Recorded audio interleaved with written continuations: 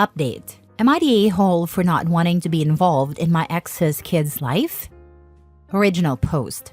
I, male 35, was dating Elena, female 33, for 2 years when I found out she was cheating on me with one of the dads from her son's hockey practice. Elena has a 9-year-old son. After finding out, I broke up with her and asked her to move out. Eventually, she moved out. A week later, she showed up at my door asking if I could watch her son because she couldn't find anyone else. I thought it was a one-time thing, so I agreed. We played video games, and I cooked him dinner. Then she texted me, thanking me and saying her son missed me so much, and that it was great for him to hang out. Now, she keeps dropping him off. Last time I told her I couldn't be her babysitter. I want a clean break and a fresh start. She called me heartless and mean, saying I'm the only dad her son knows. He never called me dad, nor did I expect him to. She keeps guilt-tripping me, accusing me of abandoning her child and punishing him because I'm a petty, sad man. Am I the a-hole here? Is it wrong to ghost her and her kid? Edit to add, thanks with her affair partner didn't work out because he was married and his wife found out. Now for the top comments before reading the update. Not the a-hole. You gonna babysit forever while she's getting puck shots in her net? She says my relationship with her kid should be different. I was his father figure, so it shouldn't be affected by my resentment toward her. Not the a-hole. The only thing tying you to this kid is his mother, who cheated on you. Why are you letting her do this to you? You don't owe her or her kid anything. You're a father figure after 2 years? Come on, she's using you and guilting you about it. Guilt only works if you let it. Her and her kid aren't your problem. Let the guy she cheated on you with watch her kid. Not the a-hole. It was a 2-year relationship, and her son is 9. So you're probably not a paternal figure, but more like a cool grown-up friend. She cheated on you. She's seeing the consequences of her actions. She's the one punishing her son, not you. How do you know that every time she dropped her son off at your place, it wasn't to spend time with a man? I honestly never saw myself as a father figure either. They moved in with me 6 months before the breakup. I took her son to his appointments and events a few times. Maybe that's why she got the idea? I have the feeling she used you from the beginning. You don't have to be part of her son's life. If you were together for 8 years, okay, you might be his paternal figure. But in this situation, it's just an excuse for her to use you. In what universe would you be the a-hole? She says I'm abandoning her kid. I'm punishing her kid because we broke up. I'm petty for not wanting to be the father figure because her kid's bio dad is unknown. She really gets around, doesn't she?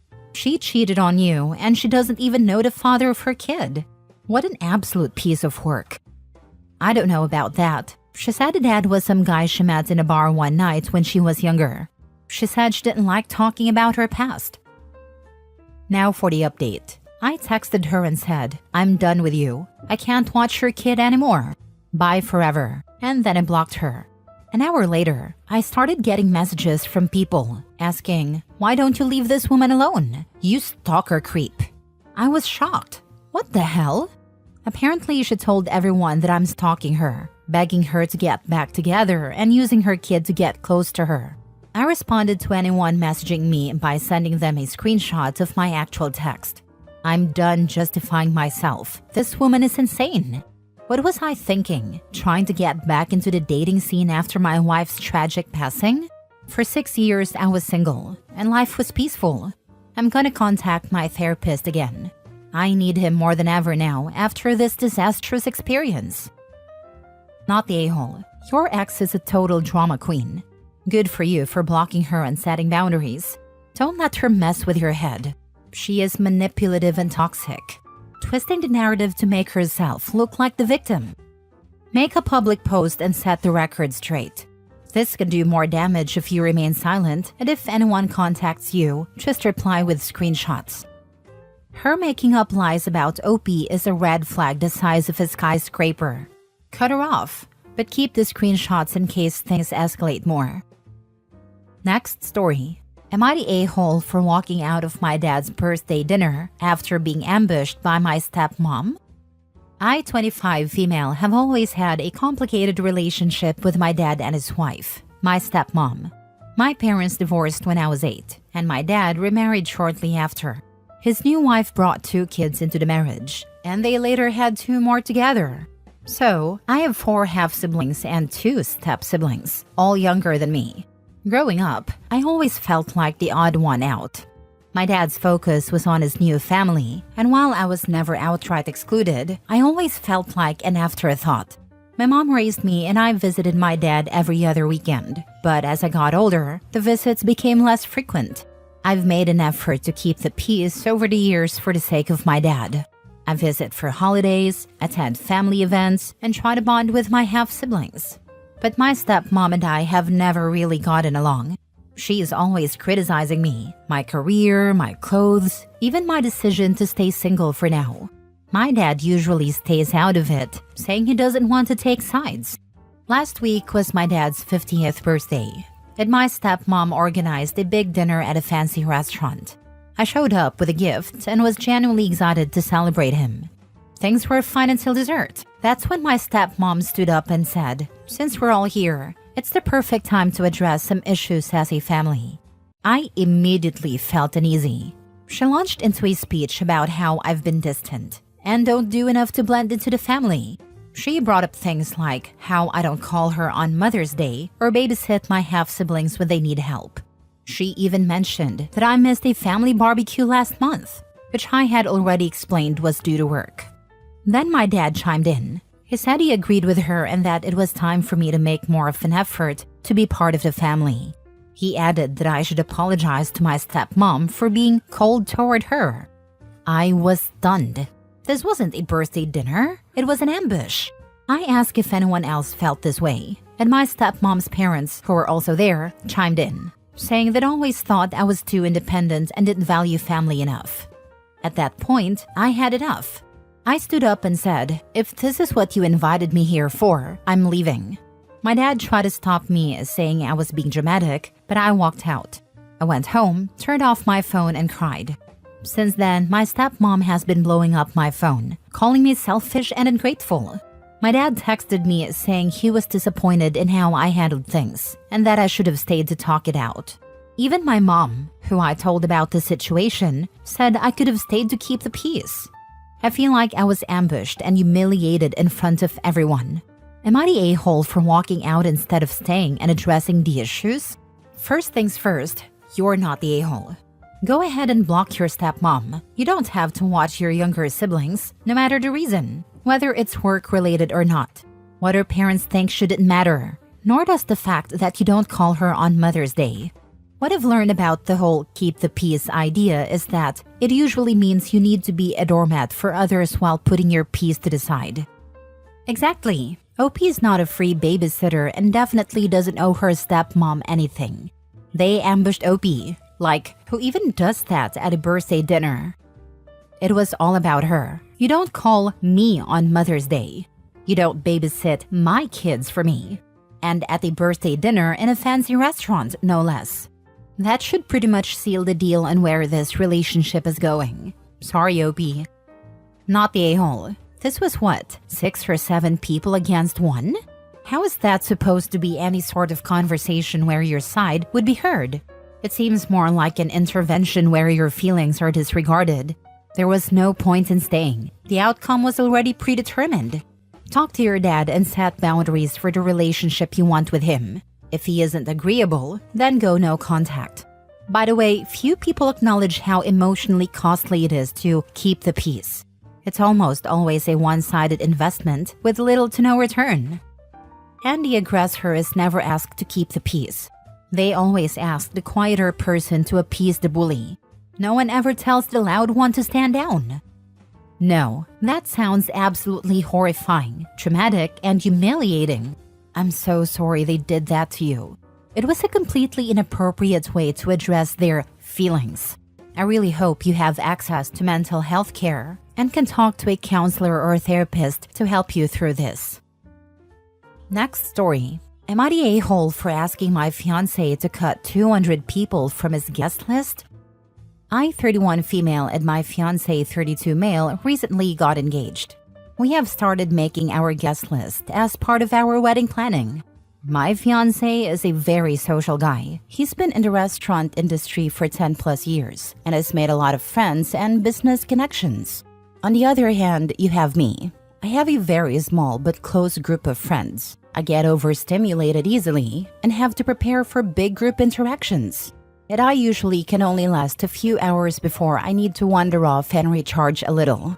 We made our first pass at the guest list. I have about 45 to 50 people on my list. This includes mutual friends and their plus ones. These are the people I can't see this day happening without. He made his list and has close to 400 people on it. This includes people he's met through business and wants to essentially shake hands and kiss babies with. I forgot to mention he is opening his own business soon.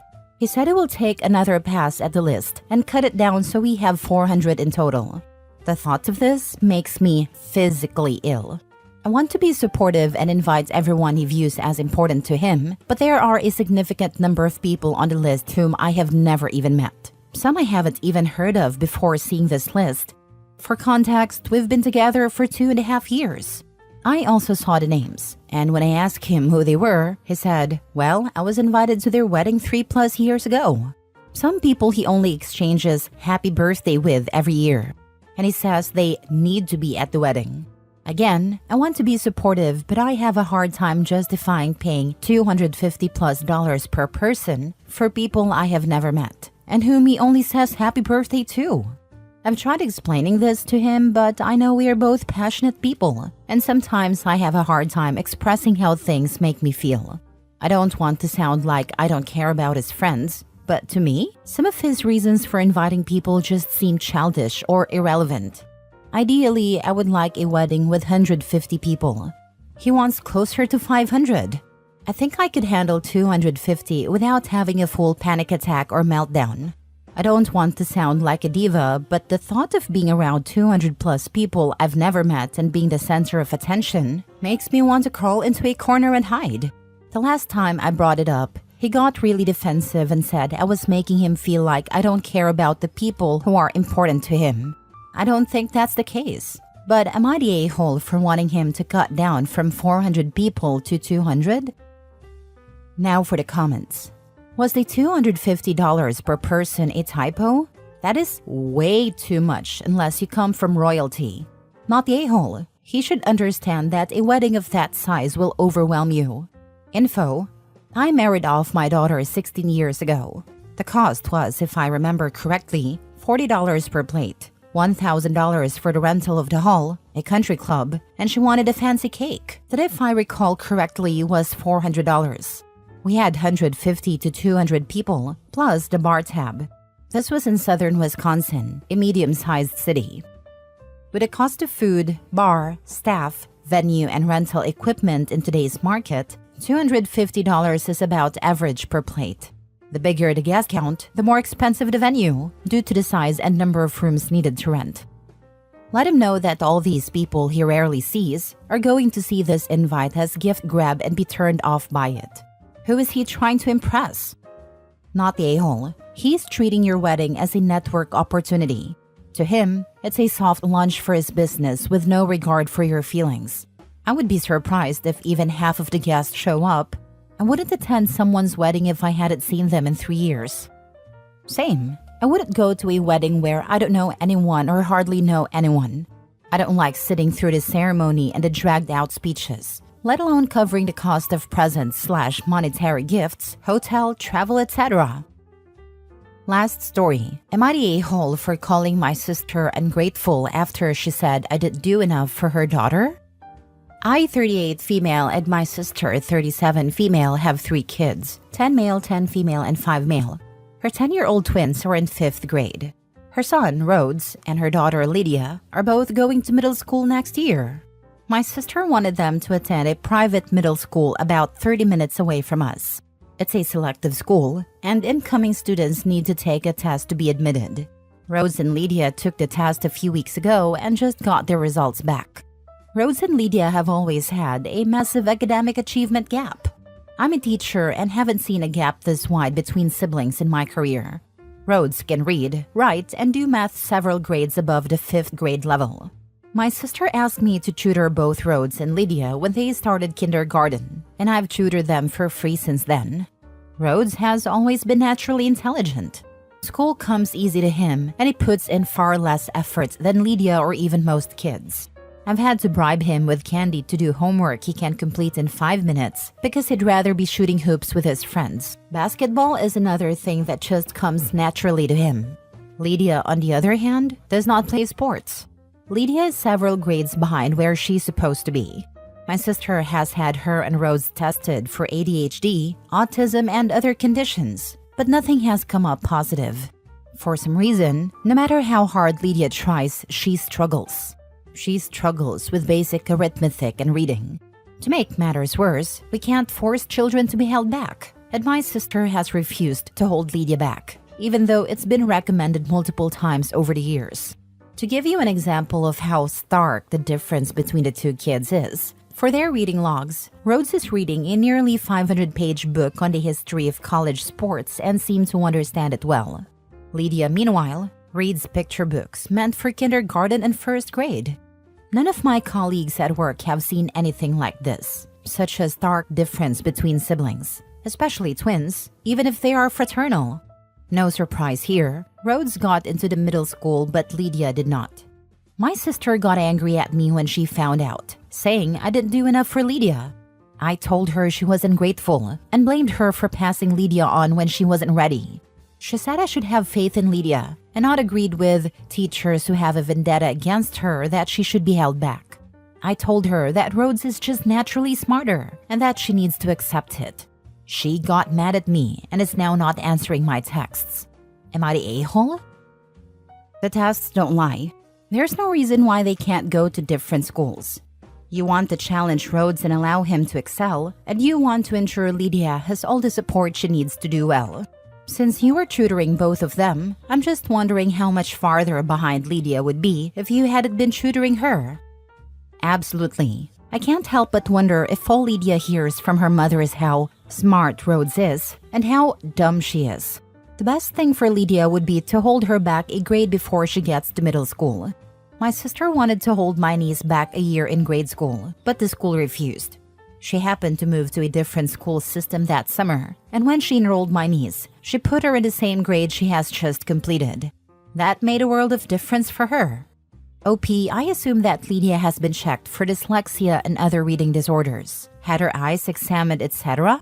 I feel bad for Lydia having to compete in her mother's eyes with her much smarter brother. I hope things can turn around for her, not the a-hole. Honestly, it sounds like the mom is blaming teachers and her sister for her daughter not being successful in school.